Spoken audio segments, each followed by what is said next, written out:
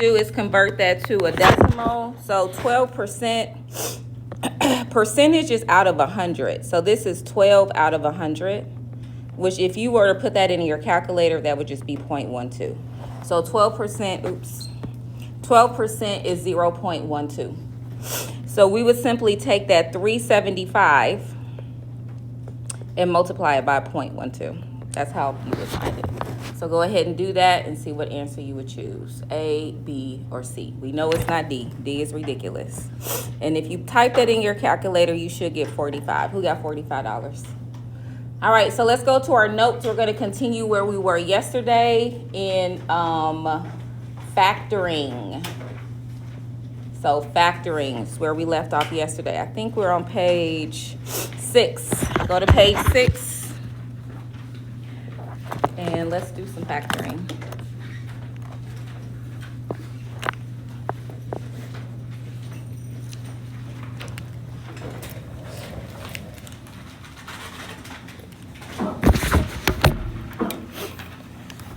So whenever you factor, the first thing you do is look for a greatest common factor. Well, actually, let me back up. The first thing you do is set it equal to 0. So this is already set equal to 0. That's our first step. Then our second step would be look for a GCF. Do we have a GCF? Yes. What's our greatest common factor? What can I take out of all 3 terms? An x. So we're going to take that out. When I take out that x, I'm left with an x squared minus x minus 42. So this is A is 1, B is -1, and C is -42. So let's go ahead and factor this. We need to make our box. The A always goes here. This first term will go here. The last term goes here. And to figure out the other 2 numbers, we have to find 2 numbers that multiply to be -42 and add to -1. So if you need to, you could take out your charts. Go ahead and look for these 2 numbers. We know they're going to be different signs. One is going to be positive, one is going to be negative. So give me I'll give you a couple minutes to see if you can figure out what those numbers would be.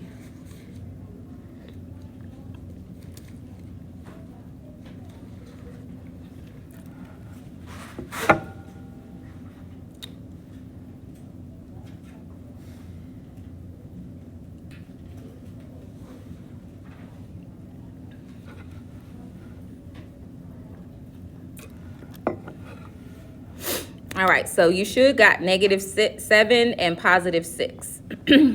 Those go into these 2 boxes. And now we're going to take out our GCF. From the first column, our GCF would be x. Our second column is -7. So that means I have a factor of x. I have a factor of x minus 7. And now let's go across the rows. The first row has a GCF of x, and the second row has a GCF of +6. So I want you to notice that we have 3 factors. So now set all 3 of these equal to 0. Take x, set that equal to 0, x minus 7, set that equal to 0, and x plus 6. Solve it and get your 3 solutions.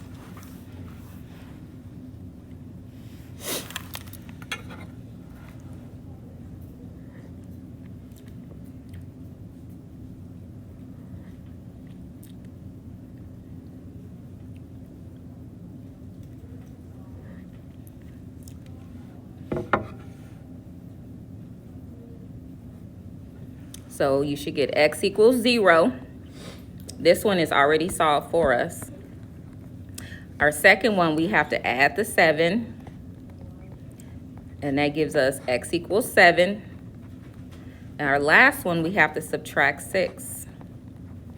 And that tells us that x equals -6. And those would be our 3 solutions. Any questions about that example? We got a lot of factoring to do today. I'll pass out homework 2 probably tomorrow. Tomorrow is Thursday. No, I should probably pass it out today. Pass it out today. Okay, let's go ahead and look at this next one. So this one also has a GCF of x. So I'm going to take out that x. And now I have 4x squared plus 13x plus 9. So I have my first factor already, which is x. And now we need to make our box. A is 4, B is 13, and C is 9. Go ahead and make your box. 4x squared goes top left. The positive 9 always goes at the bottom right. So now we have to find, we got to multiply the A times the C. So 4 times 9 is 36. And B is 13. So we need to find 2 numbers that would multiply to be 36 and adds to 13. 2 numbers that multiply to give you 36, add to 13. If you're not sure, you can look at your charts also to help you.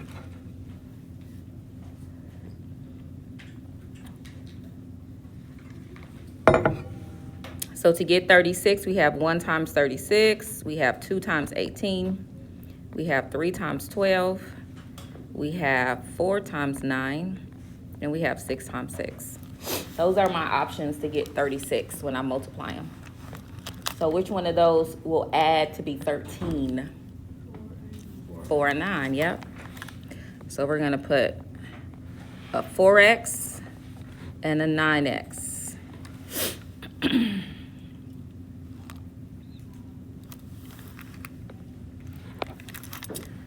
So when we look at these two, they both have a 4x. And our bottom row has a 9. So that means we have a factor of 4x plus 9.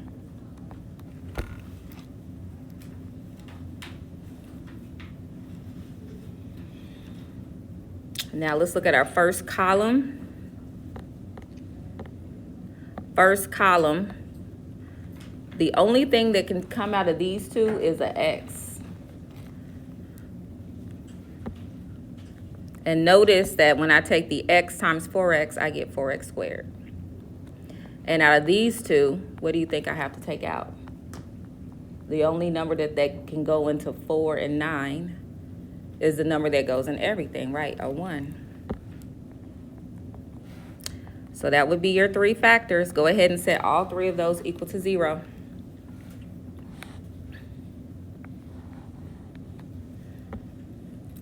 So we got x equals 0. Go ahead and solve that. 4x plus 9 equals 0. And we have x plus 1 equals 0.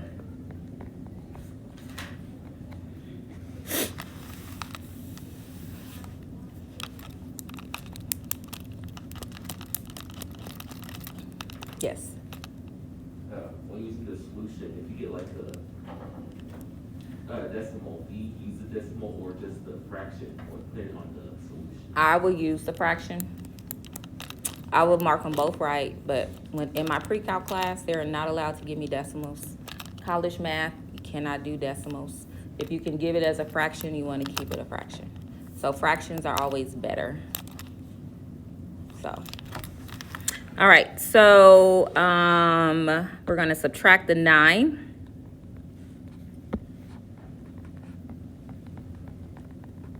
And then I need to divide by 4. So that means that this is my first answer.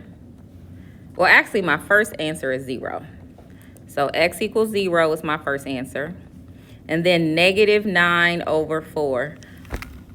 Now, this is actually what I would call a friendly fraction, because if you did convert it to a decimal, it's a non-repeating decimal. It actually ends You don't have to round it. And then for my third one, when I subtract the 1, I get -1. And that would be my 3 solutions. Any questions about that? All right, so the next thing we're going to talk about is the difference of squares. Difference of squares is a pattern. Okay, as long as you have perfect squares. And if you look in the front, I have all these pink numbers. Those are perfect squares. The only number I didn't put up there is 1. 1 is also a perfect square. I should probably redo that and put the 1 up there too. So 1, and I only went up to 225. It could keep going forever.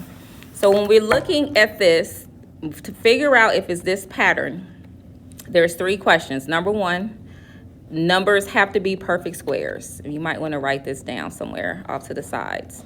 Numbers, numbers are perfect squares.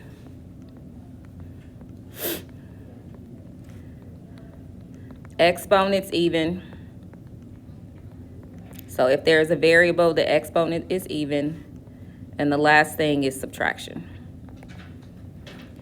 So if it is the difference of squares, this is the easiest to factor because you don't need to make a box. We don't have to find numbers that multiply to something and add to something. It's a simple pattern.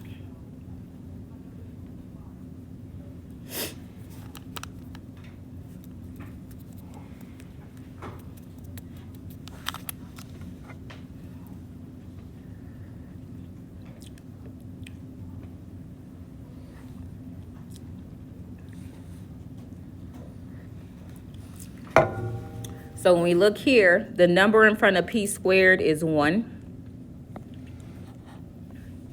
Now again, remember I said I didn't put the 1 up there, so just pretend that 1 is up there. So we got 1 is 64 on there. Is that one of my pink numbers in the front of the room? Yep. And is it, see how this has 2 is an even number and it's subtraction. So whenever this happens, you just go straight to your parentheses. Go ahead and write your factors. So what multiplies to be p squared is 1p times 1p. And what multiplies to give you 64 is what? Anybody know? 8. Put that here, put that here. And the only thing to remember is that for your signs, they have to be opposite. One has to be positive and the other one has to be negative. And that would be your factors. Go ahead and set both of those equal to 0.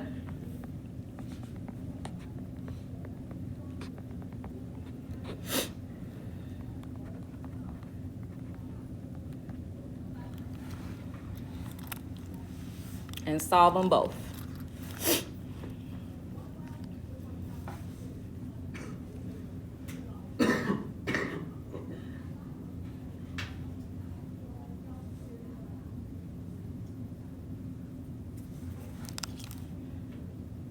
Yes.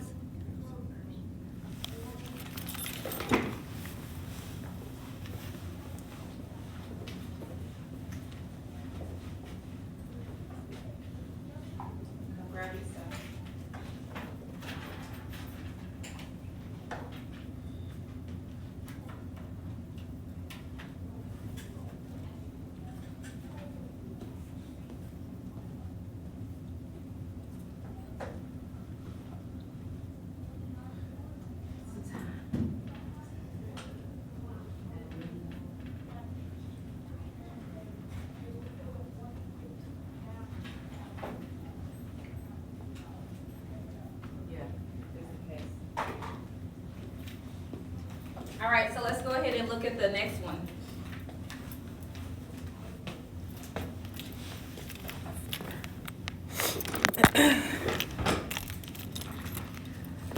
So this one is not set equal to 0. So the first thing we need to do is subtract that 9.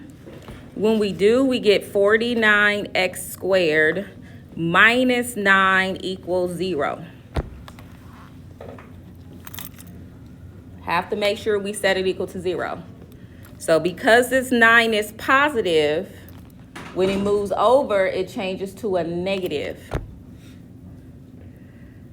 So do you see these two numbers in the front of the room? Are these numbers perfect squares? Yeah, they are. We got an even exponent and we have subtraction. Go straight to your parentheses. Make your two parentheses. So 49 is 7 times 7. So we're going to put a 7x in front of both parentheses. 9 is 3 times 3. So we're going to put a 3 in the back. Make one of them addition. Make one of them subtraction. And you're done.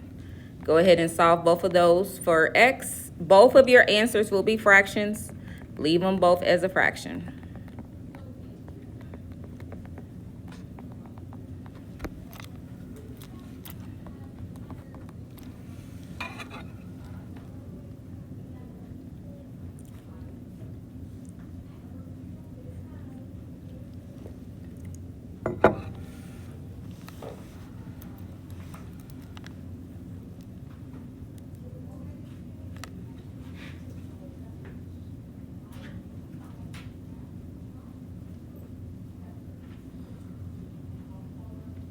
So for the first one, when you subtract the 3 and divide by 7, you get negative 3 over 7.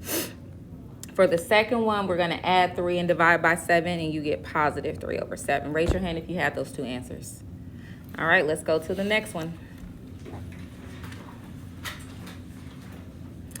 All right, this one is already set equal to 0, but this one has a GCF. The GCF is 5. So I can divide both of these by 5. Let's go ahead and do that. You always look for a GCF because sometimes there's a GCF that we have to take out. So 5 divided by 5 would be 1b squared. Go ahead in your calculator, take 125 and divide it by 5.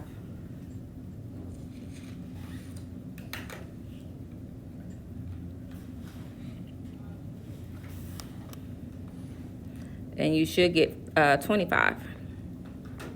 All right, so we got the difference of squares again. 1 is a perfect square, and 25 is a perfect square. Make your two parentheses.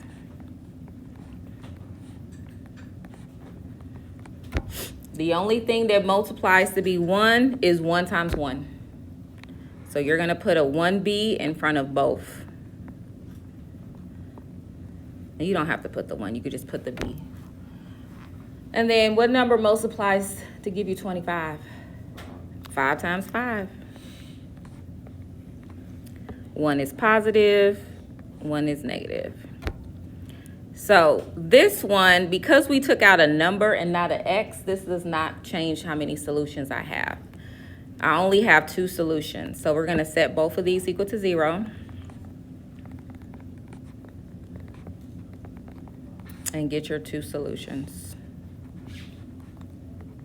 And notice your solutions are always the same, just opposite sign for this pattern.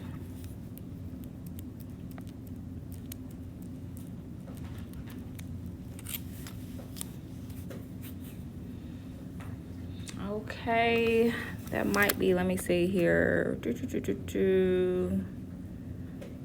We come back to that. All right, so now let's go to page 7. And we're just going to start this last pattern. We got about 10 more minutes or 5 more minutes or so. So now we're going to talk about perfect cubes. Okay, so what I want you to do, and I don't have those up there. I got perfect squares. I don't have perfect cubes. So use your calculator. Well, the first one we already know. 1 times 1 times 1 is going to be what? 1. All right, use your calculator. 2 times 2 times 2. Oh, okay. 8. And then do the next one. 3 times 3 times 3. What'd you say? 27. Now we're getting big now. 4 times 4 times 4. Oh, okay. 5 times 5 times 5. What'd you say? 125. 6 times 6 times 6. 216. 7 times 7 times 7.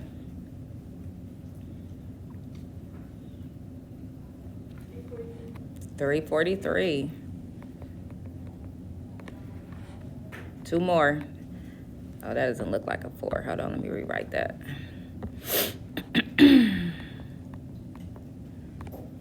8 times 8 times 8.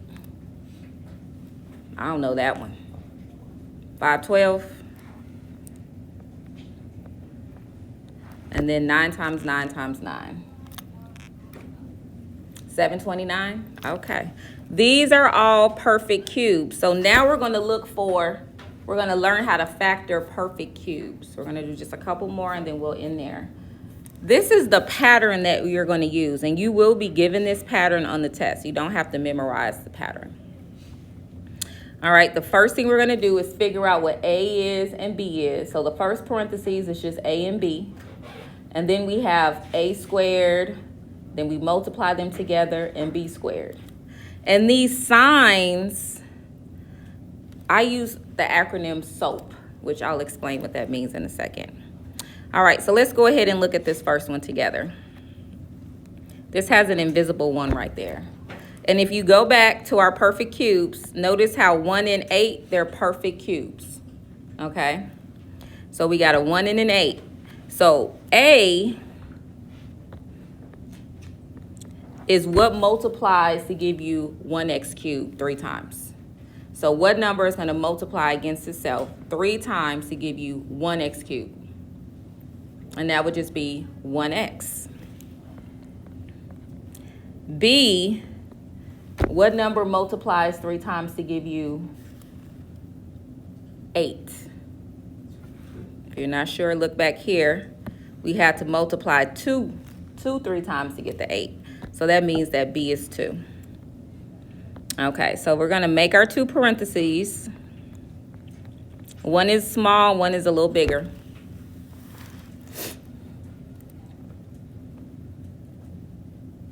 In the first parentheses, we just put our A and B, the 1x and the 2.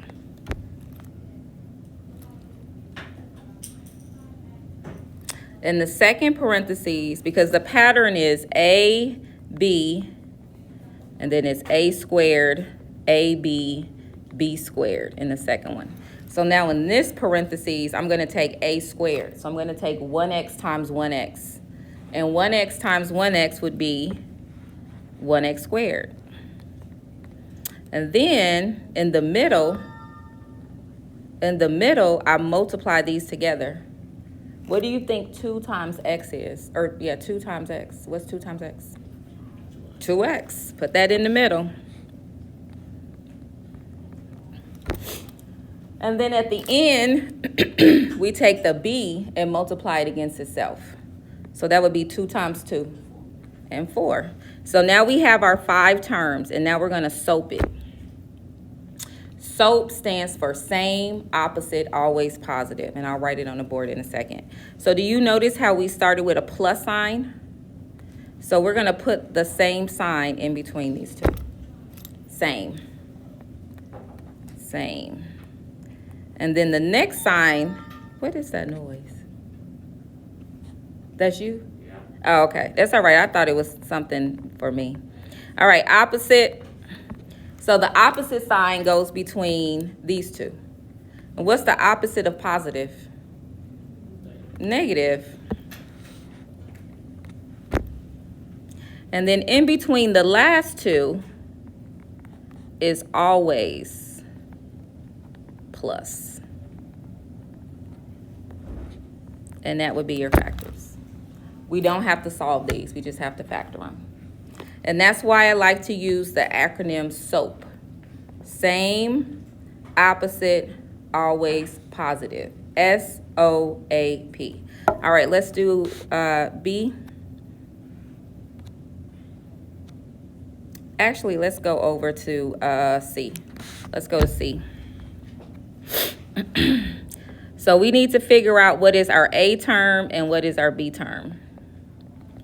So what multiplies to give me 8 is 2 times 2 times 2. So that means that A is 2x. And if you're not sure, look at the numbers at the very top when we started off. What multiplied 3 times to get us to 125? 5. So that means B is 5. All right, let's go ahead and make our 2 parentheses. We got a small one and one a little bit bigger. So first we have our 2x and our 5.